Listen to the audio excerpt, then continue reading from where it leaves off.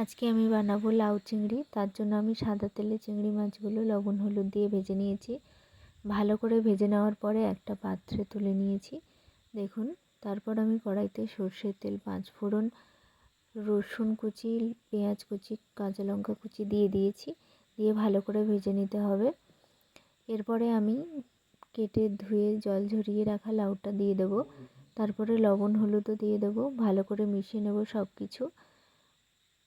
তারপরে আমি দিয়ে দিয়েছি চিংড়ি মাছগুলো ভালো করে মিশিয়ে নিতে হবে লাউয়ের সাথে। কিছুক্ষণ পর আমি দিয়ে দেবো জিরে আর ধনে গুঁড়ো। তারপর আবার ভালোভাবে মিশিয়ে দেবো। লাউ রান্নার জন্য আলাদা করে কোনো জলের প্রয়োজন হয় না। লাউ থেকে যে জলটা বেরোয় তাতেই রান্না হয়ে যাবে। শুধু মিডিয়াম আঁচে ঢাকা দিয়ে দিয়ে রান্না করতে হবে। দেখুন কত সুন্দরভাবে রেডি হয়ে গেছে। লাউটা কিন্তু মজে হাফেরও হাফ হয়ে গেছে। দেখুন, আপনারা সবাই এভাবে বানিয়ে নিতে পারেন লাউ চিংড়ি।